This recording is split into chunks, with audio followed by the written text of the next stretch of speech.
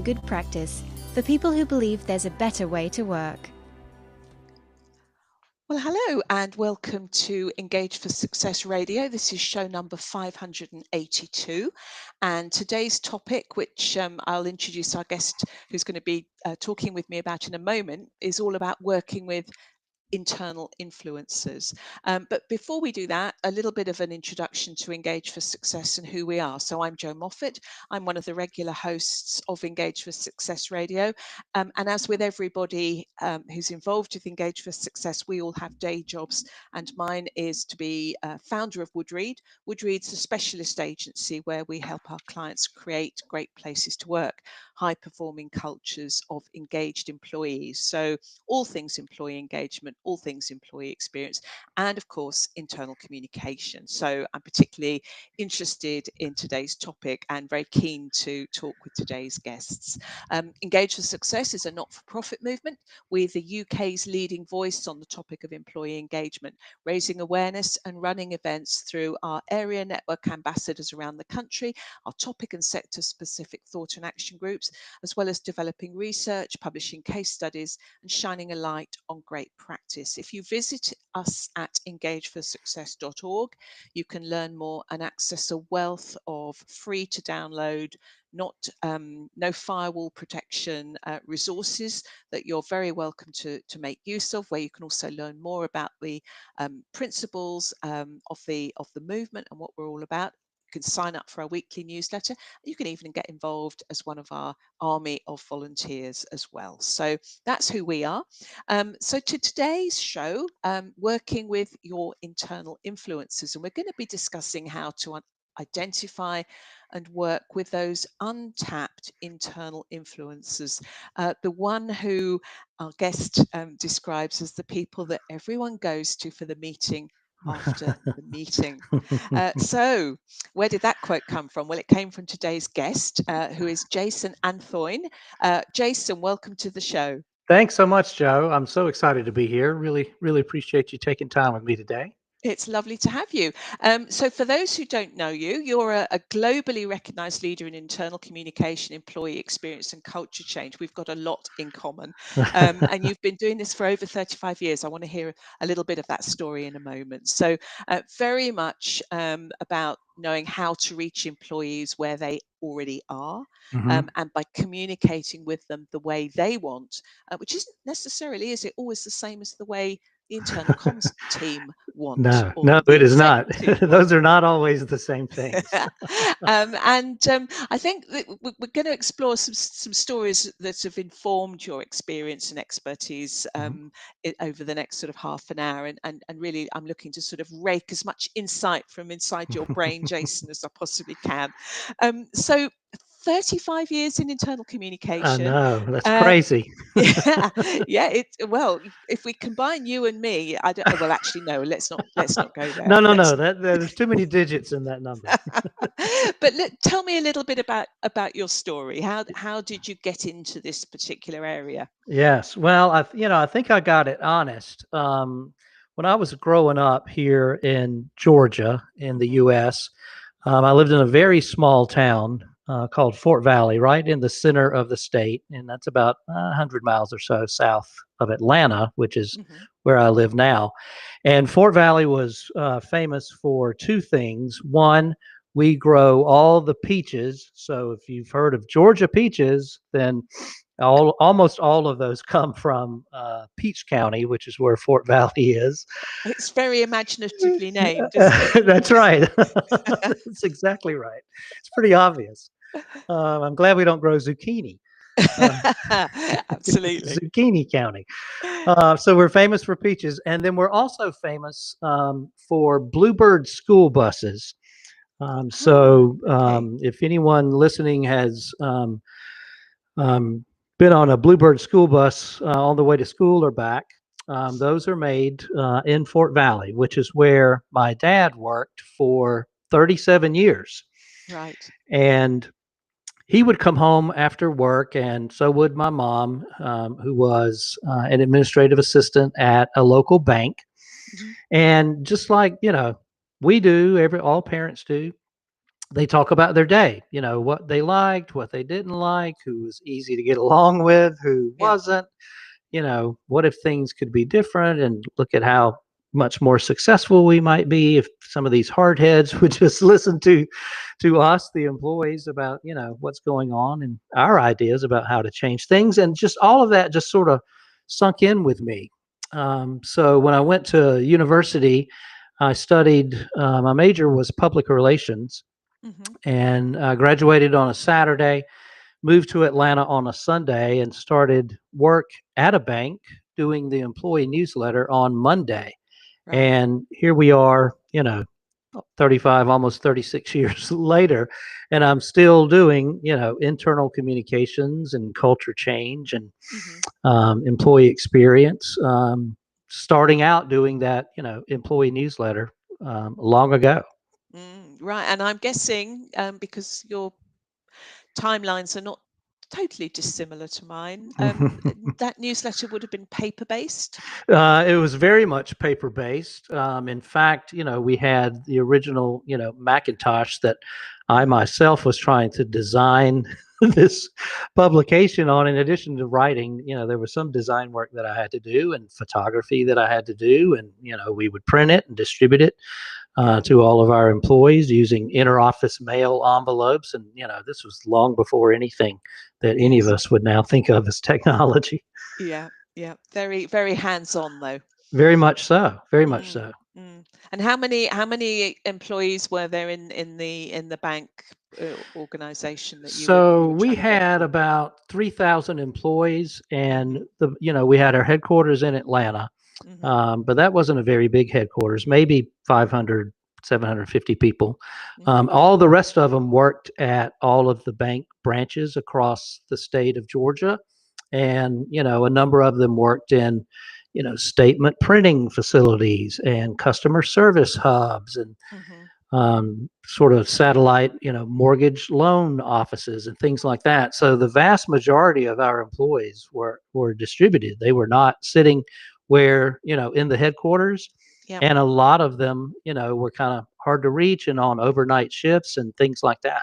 Mm, mm. And those hard to reach employees are a perennial, and still that hasn't changed, has it? I mean, No, I think, I'm always being asked, how do you engage with the deskless worker or the frontline operational worker or the shift worker, or and they are the people that keep the wheels of our economy and our public services turning. that's And they're exactly very, right. very difficult to get to because they're very often, they're not sitting on a PC all day. They don't necessarily have the corporate app on their phone, and That's right.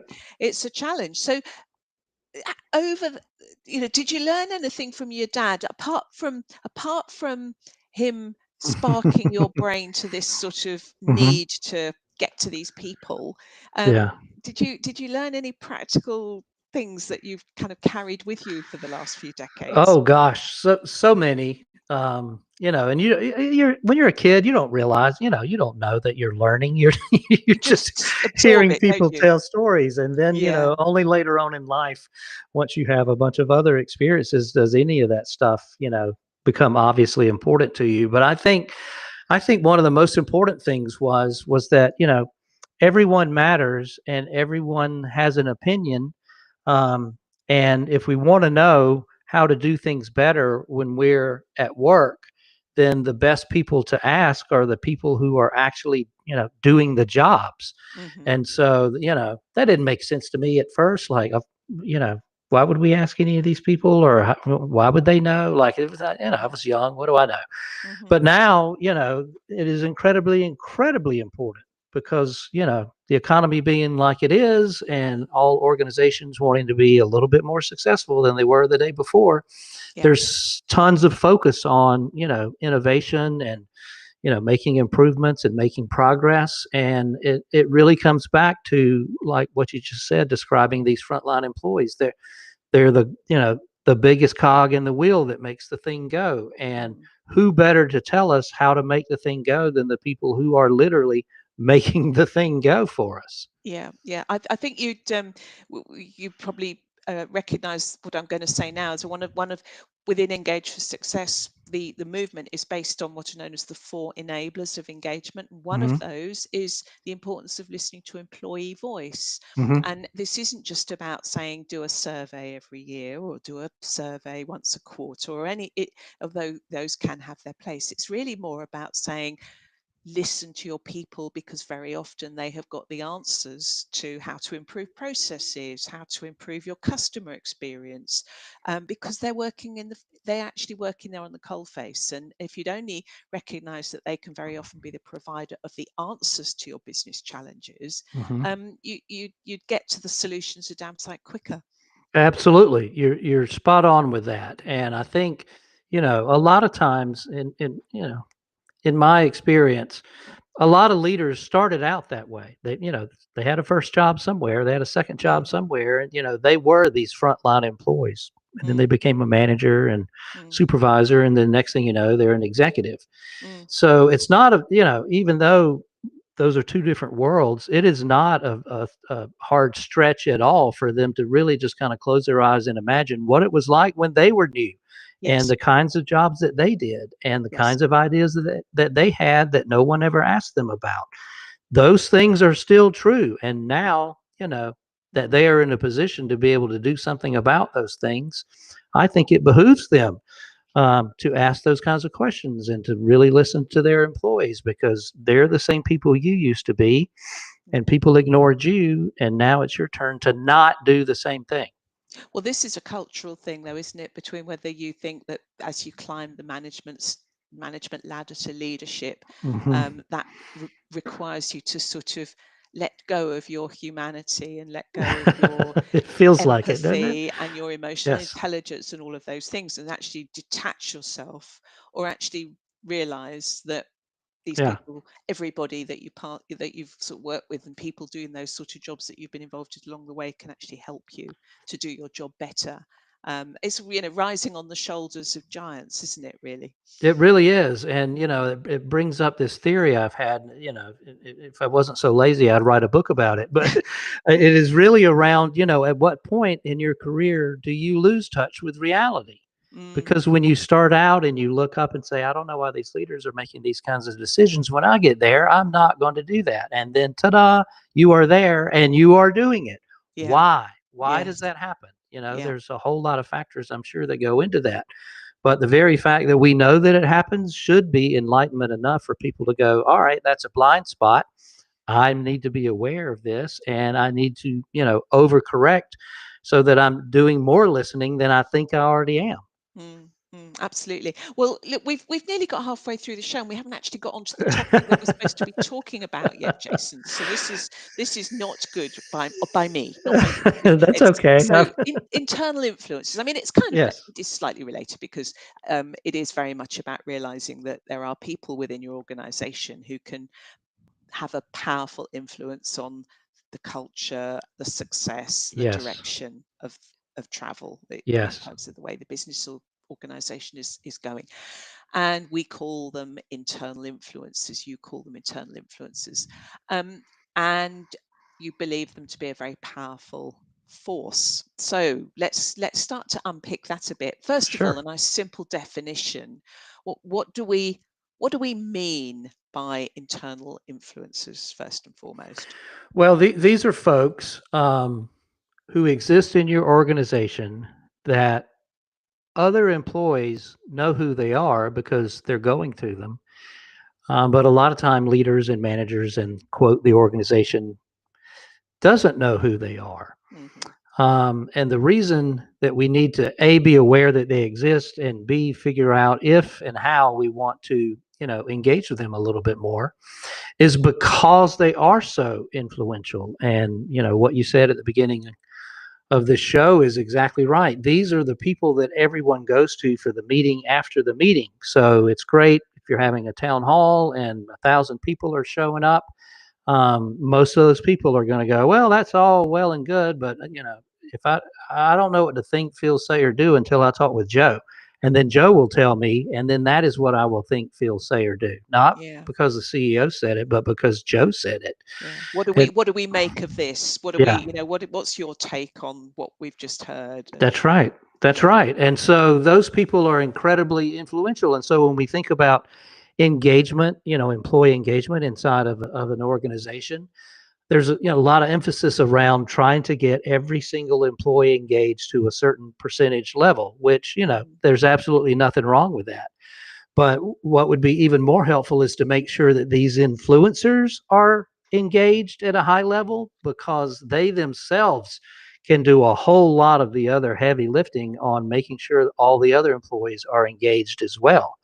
Mm. So if once we acknowledge that they exist and, figure out how to work with those folks, now we've got basically a turbocharge on all of our other efforts, because they don't always listen to the stuff that comes out of corporate, and that's fine. We understand that, but they will listen to anything that the influencers have to say. Yeah. So we got Okay. to So make sure we're engaging them. how get fine? So how do we find them? How does the organization, let's call them, the faceless organization, how do Right. they find these internal influencers?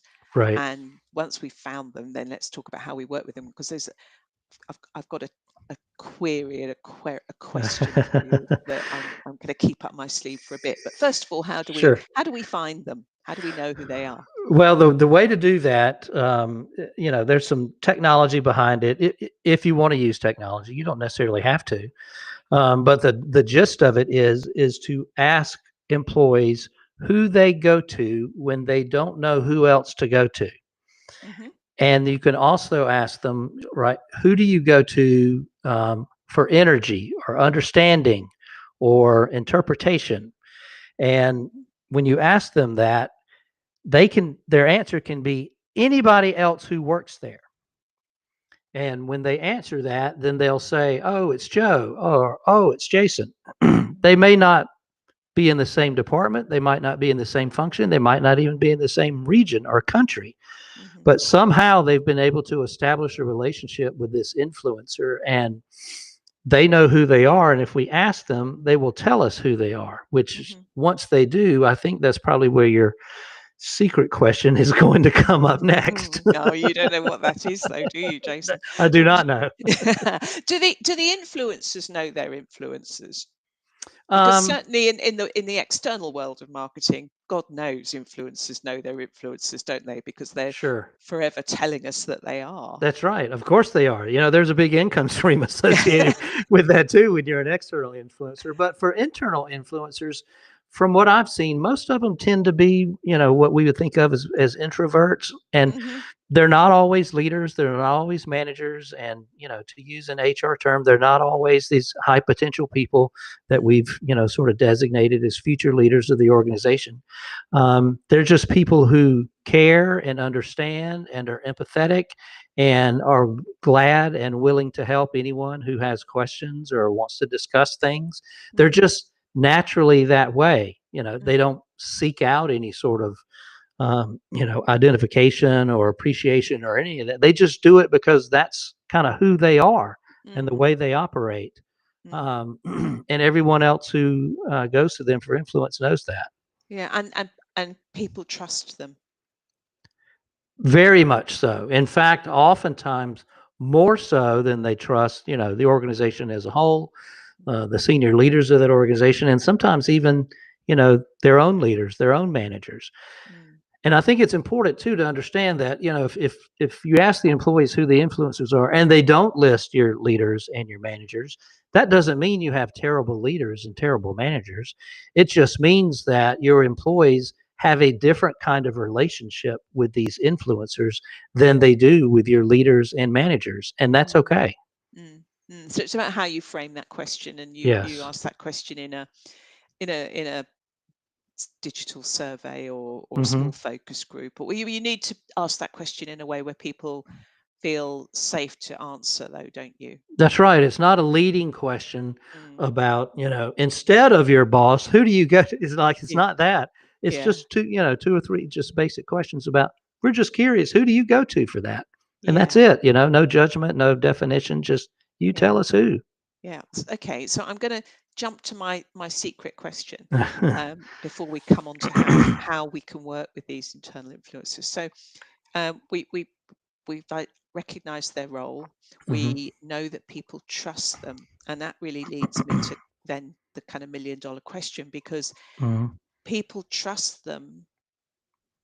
Potentially one of the main reasons people trust them is because they're not towing the company line. They're not always going to be relied upon to just say, oh yeah, that was great, or so and so, yeah, you got, we've got to do what they say, or she says, he says, whatever. Sure. That trust comes because they are kind of vaguely independent from management. And so if you then start using those influence, the organization then starts using those influences to influence in a overt or covert way, does that not undermine people's trust in them? Bingo. You're exactly right, and that is very true. It's more true in some cultures, workplace cultures, than it is others. But it goes back to that movie, Fight Club. Like, first rule of Fight Club is you don't talk about Fight Club. That's right. And so this is very similar. So the organizations, to me, that do the best job of really sort of working with their influencers and taking advantage of their influence inside the organization are the ones who find out who they are. Because remember, they are already influencing. Before you even know, they've been doing it for years. Before we even know who they are already influencing. So the last thing you want to do is to upset that, right? And so for the organizations that do it best, they are content with just knowing that they exist and knowing who they are. But then they don't try to do anything else special for all the reasons you just listed.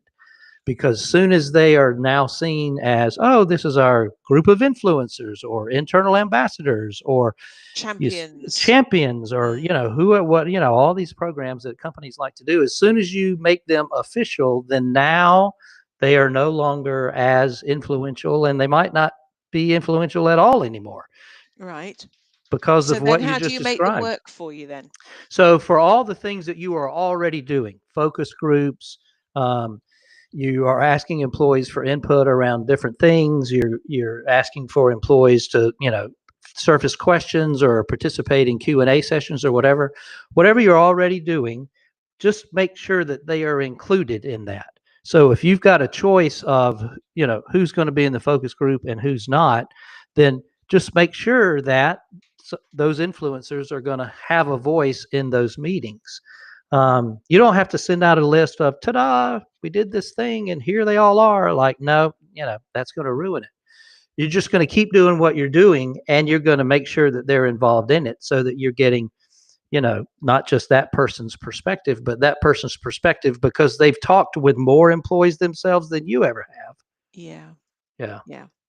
So it's actually, it's not really covert. There's nothing secret squirrel about this. It's actually just about recognizing these people are there, that they have an influence. They have an influence greater than you perhaps might necessarily initially imagine. And so it's important to keep them in the loop. Yes. Give them the opportunity to question, give them the opportunity to make their point of view known. Yes. But not actually sort of banging the gong of, oh look, these are our internal champions, and you That's need right. to trust what they've got to say. Because the minute, of course, that leadership and organizations tell you need to trust Fred, poor old Fred, nobody wants to talk to him anymore. Exactly. And like we talked about earlier, Fred doesn't want that kind of attention. He's probably an introvert. He's just been quietly helping people because that's who he is. And, he doesn't like it any more than the people he's influencing like it once you kind of out them that way, Yeah, interesting. Okay, so this is quite low key, this, isn't it? Yes, as opposed to almost everything else companies typically do. They want to come out and bang the drum and have a logo and put together a parade and all those types of things. And in this particular instance, you really don't want to do any of that. Okay, so I've got another question now, Jason. Another up my other sleeve. So, but we have to measure everything we do. Hmm. in day-to-day business. We have to measure and demonstrate the value of our internal comms activities, our employee engagement activities, our employee experience. So Hmm. how are we going to measure the impact of this if we're not really doing it terribly overtly? So the way you'll measure the impact of your influencers and the influence that they're having is the same way you're already measuring, the effectiveness of both your outputs and the outcomes that hopefully you're measuring in those two categories. So, for example, um, if we have a town hall where we talk about something new and different in this particular town hall that we haven't talked about before, then one way to figure out if those messages really hit the spot for everyone is to then follow up with sort of a pulse survey. And when you do that pulse survey, you include influencers in that. And so now you're kind of getting a sense of, did we land the messages right in the town hall or not? Hmm. And if the Hmm. answer is yes, then you can go to a subset of employees that also includes some influencers and say, what more can we be doing? That is also true if the messages didn't land at all. Then you go to a subset of employees, including influencers, and say, how did we miss, and what more do we need to be doing? That way, you're including them in all of that, and it's part of your normal, regular measurement exercises. Yeah, yeah, I get that. That makes sense. That makes sense. Yes. So and that will tell you what you need to know. It's just part of your armory. This is part of your armory of delivering a town hall, and you will always do the follow up. You will do the research, and again, this is just making sure that they're part of that That's and right. So, act accordingly. yep. Another example would be turnover. Organizations want lower turnover typically, and whatever their number is. And Hmm. so, if you're struggling with some turnover issues, you could ask employees. Hmm. Why do you stay? What, is it pay? Is it culture? Is it, because we ask you to weigh in on things all the time. Like, what are the reasons why you stay? And Mm. make sure that you're asking influencers when you do that, so that now, all right, if we have 36% turnover and we want 28% turnover, we can take that information and bake it into different initiatives internally and all the way back to recruiting and orientation and onboarding. Mm. And then that's how you measure it. So if you go from 36 to 28 and it was because you asked a bunch of people, including influencers, how to make things better, and you accomplish that, then part of the reason why is that you got the influencers to weigh in on that, and they're representing more than just their opinion. Yes. Yes. Interesting, isn't it? I mean, Yes. I think what you're describing is a little bit of an anathema to people who perhaps are looking for the latest shiny new toy. They want Yes. an initiative, they want something they can badge, they want something they can write a presentation on and present to the exec or whatever it is. This Hmm. isn't that, is it? This is No. actually understand your people, understand your audience, understand the people within that audience group who've got a special part to play, Hmm. i.e., your influencers, and positively and intentionally build them into the planning of everything that you are doing, whatever it may be. But it's not an initiative. This isn't an internal influencers initiative. No. No. And one way to describe it here in the U.S., with the way our government is structured, the president has a cabinet. Well, long ago, this term kitchen cabinet came up to Yeah. describe who the president goes to also get that same kind of information that, for whatever reason, isn't coming through the cabinet. So Mm. the president would go to his or her own influencers, that he or she would call the kitchen cabinet, to get that type of information. This is the same type of thing where you are Yes. just getting Yes. some people who have outsized influence to weigh in, because if you ask, quote, a regular employee what they think about this, that, or the other thing, 9 times out of 10, they're going to respond from their own individual perspective. But your influencers are going to respond not just from their own perspective, but from a perspective of everyone else that they've talked to about this. So you're going to get deeper and much more rich and full sort of perspective because of how many different relationships and connections they have across the organization. Yes, yes. And I have seen software that exists that you can use to sort of map all these things, if you really want to Absolutely. do that. And it could be quite a complex web, can't it, of It really is interrelations. when you sort of Mm, start putting together this sort of network map of who's connected to who across the organization, then mm, you can really begin to see some things about, we've got this one sales team that's, way out in the hinterlands. And according to this network map, they're not really connected to almost anyone else in the organization. Why is that? No wonder we're not getting the results that we want to mm. get out there. What can we do to shore up those connections to make sure that they're included in that, and that that's where your influencers can come in and help. Yes. Fascinating. We've we've run out of time, Jason. Yes, we So always do with every conversation any of us have about internal comms and yeah, workplace really, really culture, right? interesting. Yeah, absolutely. We could all talk about it all day, but I think it's really interesting because I like this sort of it's not a it's an initiative for people that don't want an initiative, and you really mustn't think about it as an initiative. That's right. It's a It's a lowercase I initiative, not a yeah, capital absolutely, I. absolutely. Okay, well, thank you very much, Yes, Jason Joe. Anthoine. It's been great hearing what you've had to say, and good luck with your lowercase initiatives. And I'm sure that our listeners will have taken a lot away from hearing you today. So Yes. thank you for joining us, Thanks, and Joe. thank you to our listeners for listening to Engage for Success Radio. Don't forget you can download or stream any of the great shows from our archive at any time. Just visit engageforsuccess.org. And if you want to get involved in the movement, you can get in touch there as well. So thank you very much and goodbye. Engage for Success Radio, raising the profile of employee engagement and shining a light on good practice for people who believe there's a better way to work.